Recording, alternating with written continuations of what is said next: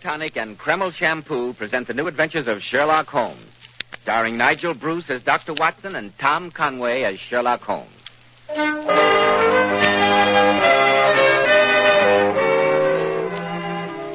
Now, once again, here we are in Dr. Watson's comfortable study. Good evening, Dr. Watson. Good evening, Mr. Bell. Sit down, my boy, and make yourself comfortable. Thank you. Warm tonight, isn't it? It is indeed. Quite summery, in fact. Let's see. Tonight you're going to tell us about the strange adventure of Mr. John Scott Eccles at Wysteria Lodge, aren't you? Yes, and I think I can promise you that you will find it weird enough to make you shiver a bit, in spite of the weather. Good. I can hardly wait. Men, if you want that prosperous, successful look which stands out in the crowd, remember, well-groomed hair means a lot to a man's appearance. And I'm sure you'll want to know why so many of America's most prosperous and successful men use Kreml hair tonic. You see, Kreml contains a special combination of hair grooming ingredients which is found in no other hair tonic. This is why Kreml gives a man's hair such a natural, well-groomed look. Why it keeps hair neatly in place longer. Yet Kreml never leaves hair looking or feeling greasy, sticky, or dirty. Kreml never leaves hair feeling cakey or stiff. Just make this test, men. After you apply Kreml, rub your hand over your hair. Notice how delightfully clean your hair feels. Notice how no greasy film comes off on your hand or your hatband. Kreml always gives your hair such a handsome, clean-cut appearance, as if your barber had just combed it. At the end of the day, your hair looks just as neatly groomed as when you combed it in the morning. Buy a bottle at any drug counter. Kreml, Kreml Hair Tonic. Now, Dr. Watson, what about the strange experience of Mr. John Scott Eccles and Wysteria Lodge? It was a bleak, wintry day. The year was 1892, I believe. We were in our rooms in Baker Street, and Holmes had received a telegram during lunch. He'd read it and sent off a reply. The lunch things were subsequently cleared away, and Holmes was standing in front of the fireplace, smoking his pipe, a thoughtful look on his face. Suddenly, he turned to me with a mischievous twinkle in his eyes. Watson, you are supposed to be a man of letters. How would you define the word grotesque? Grotesque? Well, something strange, remarkable. No, there's more in it than that. Grotesque. There's an underlying suggestion of the tragic and the terrible. Yes, but why all this introspection? Who's been using the word now? This telegram. Read it. Oh, let's have a look. I've just had most incredible and grotesque experience. May I consult you? Signed J.S. Eccles. And sent from the Charing Cross post office. Eccles. I wonder if it's a man or a woman. Man, of course. No woman would have sent a reply-paid telegram. No? No. She would have come herself. And that, if I'm not mistaken, is Mr. Eccles himself. Let's take a peek at him before Mrs. Hudson lets him in. Watson, don't joggle the curtain like that. It's too obvious. Respectable looking, eh, Holmes? Notice the grey whiskers? Pompous old bird. Yes. Everything from his spats to the gold-rimmed spectacles and top hat pronounce him a conservative. A churchman, a good citizen, orthodox and conventional to the last degree. Yes, but what is such a paragon coming here for? Accidents, my dear Watson, sometimes happen even in the best regulated circles. Shh, here he is. Come in. Good day. Mr. Eccles, I presume. Yes, Eccles. John Scott Eccles. I've just had a most upsetting and unpleasant experience, Mr. Holmes. Most improper, most outrageous. Pray sit down, Mr. Eccles. Oh, thank you. This is my colleague, Dr. Watson. How do you do, sir? It's an outrage. That's what it is. Oh, sorry. May I ask, Mr. Eccles, why you didn't come to me at once? Oh, what do you mean? It's now 2:15. Your telegram was dispatched at 1:15. And yet one glance at the somewhat disheveled state of your attire shows that the disturbance dates from the moment of your waking. You're right, Mr. Holmes. I never gave a thought to my appearance. My one idea was to get out of that house. But I've been busy since then, running round to the house agents, you know.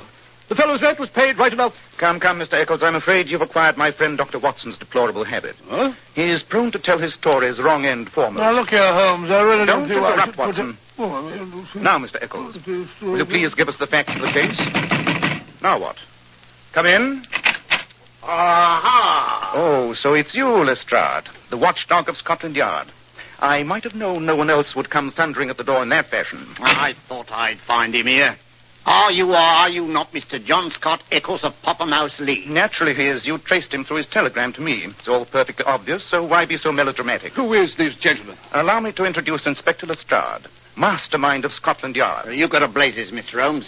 It's Mr. Eccles I'm after. And what for, if I may be so impertinent? The murder of Mr. Aloysius Garcia of Wysteria Lodge near Isha. Dead? You say he's dead? Now, none of that surprise stuff. This letter was found in his pocket. You wrote it, didn't you? Of course. You accepted his invitation to spend last night in his house, didn't you? Yes. You did stay the night there, eh? Yes, but I can explain. Explain, eh? One moment, Lestrade. Mr. Eccles was on the verge of telling me what happened during his visit. I suggest we allow him to proceed. Draw up a chair, Lestrade. You might learn something. Oh, very well, but I warn you, Mr. Eccles, anything you say may be used in evidence against you. But I'm sure my story, but also... Oh, dear me. Go on, please. Go on. Oh, yes. Well, you see, Mr. Holmes, I'm a bachelor of a rather sociable turn of mind. I cultivate a large number of friends, among them Mr. Gerald Melville. Gerald Melville, the retired brewer? Oh, yes, that's the one. Well, nothing like a glass of Melville's double brew to quench a thirst on a hot day, eh, Lestrade? Oh, Watson, don't interrupt. Well, it was there some weeks ago that I met a fellow named Garcia. He was, I understood, of Spanish descent and connected with the embassy. We struck up quite a friendship. One thing led to another, ended by his inviting me to spend a few days at his house, Wysteria Lodge, between Isha and Oxshott. How many were there in his household? He had a sort of valet butler, a countryman of his named Jose, and a half-breed cook called Grogo. A queer household to find in the heart of Surrey, eh, Holmes? Yes, Dr. Watson. So I thought at the time. It proved a good deal queerer than I expected. Yeah, now, let's get to the point. You went to the house? Yes. I arrived last night, a few hours after dinner. Drove over from Isha. Storm was brewing. The house was fair-sized, a crazy, tumble-down affair. I'll admit I had some doubts as to the wisdom of my visit as we went up the drive.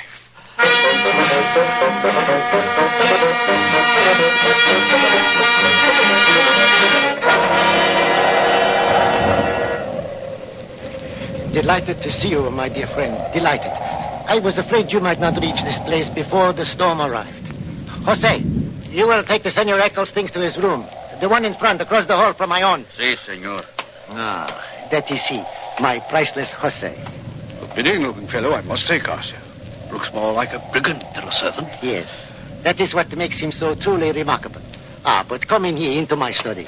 There is a fire and some good red wine and a sandwich for you which my good Groco has made especially. In here. Come. Oh, yes, thank you. Well, this is better. I'll admit I was chilled from that drive, and your hall is a trifle draughty, my dear Garza. But here we are what you call cozy, eh? Here, come, sit by the fire. It feels good. A glass of wine, no? Not a bad idea. Good. I will have one, too. So, and here is your sandwich. Thank you. Well, by Jove, I say, this sandwich is hot. Yes, a Spanish specialty. It is full of onion. So I notice. Dios, what was that? Sounds like someone at the front door. There it is again. I say, Garcia, you look white as a sheet. Is anything the matter? No, nothing at all. Only that it is so late for someone to be calling. Look here, I'll go to the door if you're afraid. No, senora, it is not necessary. Jose will go. Ah, listen, he is going now. Wonder who it is on a night like this. Come in. What is it, Jose? What has happened? Message for you, senor. A letter. Good. Give it to me. So, that is it. It is what, senor? Never mind, Jose. And close the door. Look here, Garcia. What's the matter? Did the letter have bad news? Bad news? The letter? Oh, but no, senor. Just an invitation. I do not even bother to answer. See, it goes into the fire. Why are you trembling? Trembling? Me? It is the cold. I am not accustomed to this climate. But it is late, and I am a bad host, no? You want to go to bed? Not particularly. And look here. If you're afraid of something, I'm perfectly willing to sit up all night. Afraid? Come on. Show you to your room. You will take this candle, please. Oh, that's a bad draught you have in this hall, Garcia. I can hardly keep the candle from blowing out. This way, please. This is your room, senor. I am in there, across the hall. Good. Then you can call to me if you get the jumps again. Or if I see a ghost, eh? Good night, senor. Good night. And pleasant dreams. Pleasant dreams. More apt to have nightmares in a place like this. Not even a fire in here. Looks like an iceberg. The storm's getting nearer. What a clock. Sounds like the knell of doom. 8, 9, 10, 11, 12. Right, 12. Midnight. Had no idea it was so late. My watch must have stopped. It says only 11:15. Suppose I forgot to wind it. Senor Eccles. Senor Eccles, are you still awake? Well, if I hadn't been, that clock would have wakened me. So sorry. But never mind. Next time it strikes only once for 1 o'clock. Yeah, that's a revelation. What I want to say, senor, is the bell by the bed. If you will ring it in the morning when you wake up, Jose will bring you your hot water. Oh, thanks. Good night again, senor. So far, I have seen no ghosts. What does he mean by that? Ghosts. Oh, this would certainly be the place for them. Yeah, that storm is going to break any minute now. Wish that candle wouldn't flicker so. Weird shadows. I don't like the way they move about. Get on my nerves. Better blow the candle out. That'll finish them. Now, if I can get a little sleep. Oh, what a bed. What's that?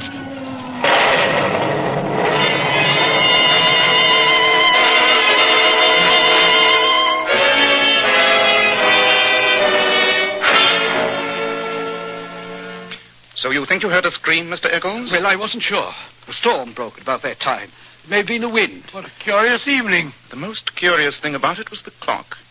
Do you often let your watch run down, Mr. Eccles? No, I can't say that I do. Well, next morning the storm had cleared. I woke about dawn and tossed about half an hour. When I found that I couldn't go back to sleep, I rang for my hot water.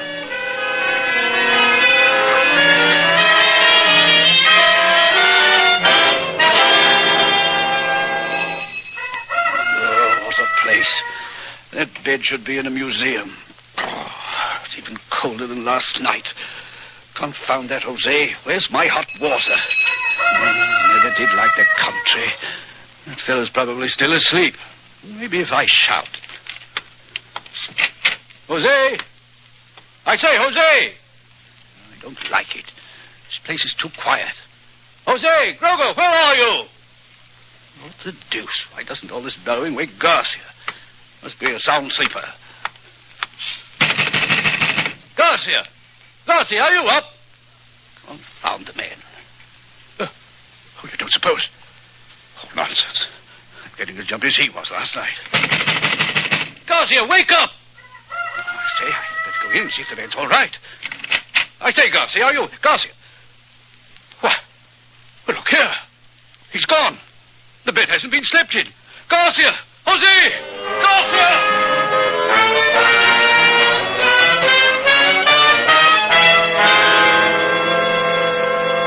I was thoroughly upset, Mr. Holmes. I ran from room to room, shouting. They were empty. The men were gone. My host, the footman, the cook, all vanished in the night. Quite a unique experience, eh, Watson? Yes, one of the most... I was furious. I packed my bag, set off to visit the chief land agent in the village. But I found everything in order. Garcia had rented the place right enough, but even paid 3 months in advance. My next step was to come into town, call at the Spanish embassy. Yes? They had never heard of Garcia. That is the end of my story. Well, I admit it seems to fit in with what we discovered at Wysteria Lodge. We even found the note you spoke of. But Garcia threw it into the fire. I saw him do it. It was a dog grate. He overpitched it. I found this crumpled up at the back. Yes, that's it. I recognize the paper. May I see it? What's it say? Our own colors. Green and white. Green open, white shut. Main stair, first corridor, 7th right, green baize. Godspeed, sign D. Woman's writing. An assignation of some sort, I'd say. Well, why should he turn pale if it was just an amorous intrigue? It was more than that. She writes Godspeed. It was a serious and dangerous undertaking. Well, who do you suppose she is? She signs us up D. He was Spanish, and she must have been too. D. Ah, that might stand for Dolores. Very good, Watson. Oh, thanks so much. But unfortunately, she wasn't Spanish. Wasn't Spanish? Why not? She writes to our Spanish friend in English. Oh, what's and that? there were others in it, too. The envelope is addressed in a different hand, a man's writing. And the print of a man's cufflink has been pressed into the sealing wax. A remarkable note. There's something about it I don't quite like. Lestrade, where did you say Garcia was found? Oxshot Common, about an eighth of a mile from his own. Head battered in. Footprints? Well, there weren't any we could see. The rain had washed them out. Robbed? No. His watch and money were left intact. Well, Mr. Eccles, if you don't mind stepping around the yard, I'd like your story in writing. Certainly. I'll come at once. But I should like to retain your services, Mr. Holmes. I shall be delighted to collaborate with Scotland Yard if Lestrade doesn't mind. And what good would it do if I did? Then it's settled. I suggest we take a run down to Esher, Watson. I find I have a longing for the country. Yeah, I'm coming too. Splendid. Suppose we meet tonight at Mr. Garcia's poetically named villa. What was it? Yes. Wysteria Lodge. I fancy it'll be a case of chercher la femme. Chercher... Oh, French. Look for the woman. Oh, what woman? The woman who wrote that note. If I'm not mistaken, she's in a decidedly dangerous position.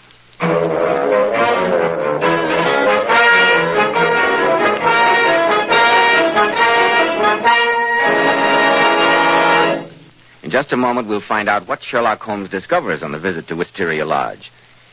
Every man who takes pride in his appearance should know that handsome, healthy-looking hair needs a hygienic scalp. That's why, when you buy a hair tonic, be sure to get your money's worth. Don't settle for just any hairdressing when you can enjoy the extra advantages of Kreml hair tonic. This highly specialized hair tonic contains a special combination of hair grooming ingredients, the like of which has never been duplicated in any other hair tonic. Kreml keeps dry, stubborn hair neatly in place all day, and always gives hair such a natural, well-groomed appearance, never sticky or greasy. But men, Kreml does lots more than keep hair looking handsome. Kreml leaves your scalp feeling so alive and tingling. At the same time, it removes itchy, loose dandruff. It's simply great to lubricate a dry scalp. And if your hair is so dry it breaks off and falls when you comb it, Kreml actually helps condition the hair, in that it makes it feel softer, more pliable. So men, buy a bottle of Kreml at any drug counter. Ask for an application at your barber shop. Let Kreml help keep your scalp hygienic. Your hair always looking handsome, always looking its very best. Kreml, Kreml Hair Tonic. Now, Dr. Watson, you and Sherlock Holmes went down to Wysteria Lodge. Yes, Mr. Beryl. That night found us walking in the neighborhood of Esher. It was pitch black, and there was a wind blowing. Look here, Holmes. Why go plodding about on a night like this? There's another storm brewing up. Why not wait until daylight? It's too dark to see anything now anywhere. Even the road. Oh, stop grumbling, Watson. We promised Lestrade we'd pick him up at the villa. Yes, but Besides, we've got to rescue that woman. That note was written under pressure. The writing was shaky. Someone else addressed the envelope, sent it off, and lured Garcia to his death. She's probably being kept prisoner at this moment, unless they've killed her, too. How are we going to find her? The note ran, main stair, first corridor, 7th right, green baize. That indicates a large house. Yes, but there aren't many large houses in the neighborhood. Quite. Moreover, it had to be a house Garcia could get to, do what he intended to do, and be back by 12 o'clock. Less than an hour's time. What do you mean? I mean that Garcia invited our friend Mr. Eccles to visit him with one purpose in mind. Oh, what was that? He wanted an alibi. That is why the clock struck 12 when Mr. Eccles' watch indicated it was only 11:15, which was the correct time, by the way. Garcia intended to be somewhere else at 12 o'clock. Yes, but where? Somewhere within the radius of a mile. There are only 2 large houses within this radius. One belongs to Lord Weaverly, a conservative old fellow. He's out of the question. The other, High Gables, was rented just last month by a man who calls himself Henderson, but who looks like a foreigner. The whole house is run by foreign servants, with the exception of an English governess for his little girl. You think that she may be the woman in question? I only know she has not been seen for the last 3 days. That looks bad. Well, if I'm not mistaken, that is a light from Wysteria Lodge shining through the trees. Yes, the Lestrade's here ahead of us. Lugubrious-looking place. Eh, Holmes? Yes. Come on across the driveway. That's Lestrade sitting in the middle of the study with a light beside him. What's the matter with the man? He's as stiff as a ramrod. Tap on the window, Watson. Oh, it's you. Thank God for that. What's up, Lestrade? Open the window. I never expected to see the day when I'd be so glad to see your face, Mr. Holmes. It's been a bad evening. Here, Watson. Step over the sill. That's it. You can close the window behind you. Now then, Lestrade, what's been giving you the jumps? Well, it's lonely, silent house. And what with that queer thing in the kitchen, when I heard you tapping at the window, I thought it had come again. It? What is it? The devil, for all I know. I got here a bit earlier. I was sitting here reading a book when all of a sudden something made me look up. And there was a face looking in at me through the lower pane. Great Scott. And what was it like? Well, it wasn't black, nor was it white. Sort of a clay color. Like it was dead and had earth on it. And the size of it, twice as big as yours. Good gracious me. But the look on the face was the worst of it. Great goggle eyes and a line of white teeth like a hungry beast. I tell you, I couldn't move a finger. I just shut my eyes and held my breath, and when I got the courage to look again, it was gone. Like that, into thin air. Let's have a look round the house. Wait till you see what's in the kitchen. Well, no time like the present. You know the place, Lestrade. You lead the way. Not in your life. I'll go with you, but not ahead of you. Oh, all right. Here. Down this corridor to the right. Watson, you had better hold the lamp. Lestrade's hand doesn't seem to be as steady as usual. This is the kitchen. Untidy-looking place. Look. What an extraordinary thing. Chicken feathers all over the room. Yes. A white cock torn savagely to pieces. And over in that corner is a goat with its throat slit and blood all over the place. How perfectly beastly. Yeah, but that's not the worst of it. Look here, by the sink. Here's something to make your flesh creep. What a sinister, shriveled-up thing. Looks like a barbaric doll or a mummified monkey. That is no doll, Watson. Nor yet a monkey. That was once a human being. A South American native, to be exact. What? Down there, some of the wilder tribes have a secret process by which they can dry and dwarf the bodies of their dead enemies until they look like this. It's a voodoo fetish. And all this mess of blood and slain animals indicates a South American voodoo sacrifice. South American? Green and white, of course. What is it, Holmes? Never mind, Watson. No time for discussion. Hurry. We must go to High Gables and find the governess. She must be made to talk while she's still able.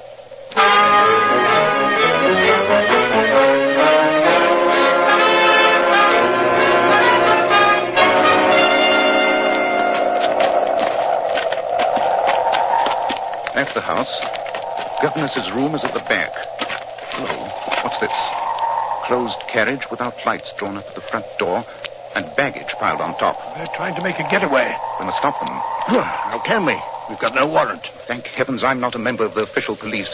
My revolver's warrant enough for me. Look. The front door's opening. 2 men are coming out. The one in the greatcoat is Henderson, as he calls himself. I think I can tell you his real name if I get a look at his face. They're carrying something between them. Why, it's a woman. The governess. Why can't she walk? What have they done to her? They're putting her in the carriage. Come on, we must stop them. Now then, hands up, both of you. Carlo, drive on. Pay no attention. Drive on. No, you don't, Carlo. One move to pick up those reins and you'll get a bullet through you. Now then, what have you done to that woman? She's sick. We are taking her to London. You must not stop us. Lestrade, light the carriage lamp.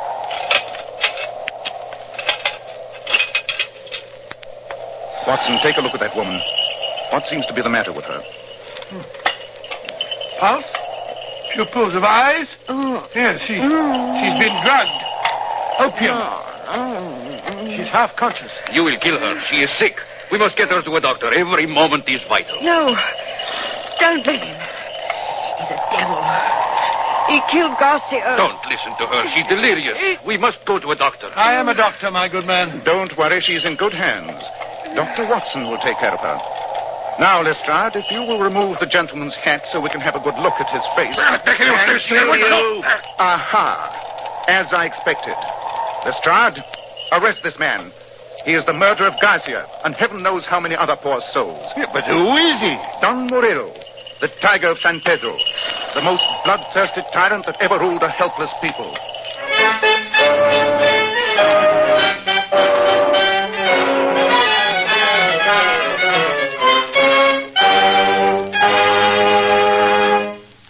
I must say, Dr. Watson, I'm still a bit confused. Yes, and so was I, Mr. Bell, until the English governess explained the whole thing to me. Don Murillo had been a dictator of the country of San Pedro in South America. Its colors are green and white. Yes, I know. He was a terrible man who had no scruples about butchering anyone who stood in his way politically. One of his victims had been the Spanish husband of the English lady who later became Murillo's governess. Oh, I see. His reign of terror ended in a revolution, but he managed to escape the country with all the government funds. The inhabitants of San Pedro plotted to bring him to justice, but failed until the Englishwoman managed to worm her way into his household. So that's why she was there. Yes, it is. She and a party headed by Garcia planned to kidnap Murillo and take him back to San Pedro where he could be tried for his crimes. Murillo, however, suspected the governess, intercepted her note, and killed Garcia. Well, that's perfectly clear now. Oh, just one more thing. The hideous face at the window, what was that? Oh, that was Grogo, Garcia's huge native cook, who was sneaking back to get his voodoo fetish, the shriveled mummy. That was certainly a blood-curdling story. Dr. Watson will return in just a moment to give us a hint about next week's story. Here's something of real interest for our lady listeners. I'm sure we all know or have heard how beautiful Powers models are. But did you know that these famous beauties make up to $35,000 a year? Which shows they have brains as well as beauty. Yes. But seriously, Joe, what impresses me most is that Powers models can afford to spend a fortune on their hair. Yet when they wash it, they rely on inexpensive Kreml shampoo. Which proves how wonderful Kreml shampoo really is. Powers models were among the first to discover that no other shampoo leaves hair more shining bright with natural gloss and luster. And under no circumstances does Kreml shampoo ever dry the hair. Kreml shampoo is not a soapless shampoo. It's not a cream shampoo. It's not a harsh soap or drying detergent. Kreml shampoo is entirely different. I'll check with that, Joe. After a Kreml shampoo, the hair actually radiates natural, brilliant highlights. And Kreml shampoo even has a built-in oil base, which helps keep hair from becoming dry or brittle. It rinses out so easily and positively never leaves any dull, soapy film. So, ladies, always wash your hair with Kreml shampoo.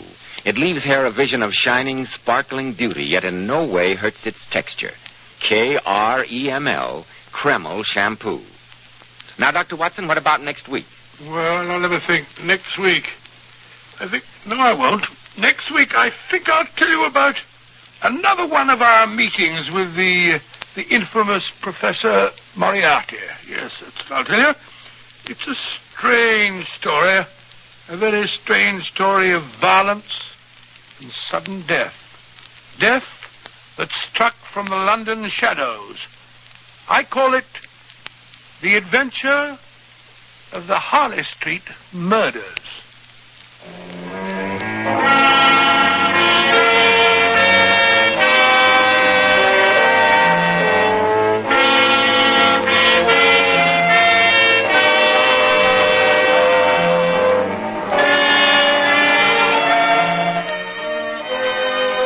Tonight's Sherlock Holmes mystery was adapted from Sir Arthur Conan Doyle's story, The Adventure of Wysteria Lodge. Nigel Bruce appeared through the courtesy of California Pictures. Tom Conway by permission of Eagle Lion Pictures. The Sherlock Holmes series is produced by Tom McKnight, with original music composed and conducted by Alex Steiner. This is Joseph Bell, speaking for Kreml Hair Tonic and Kreml Shampoo, and inviting you to be with us next week at this same time when Dr. Watson will tell us about the adventure of the Harley Street Murders.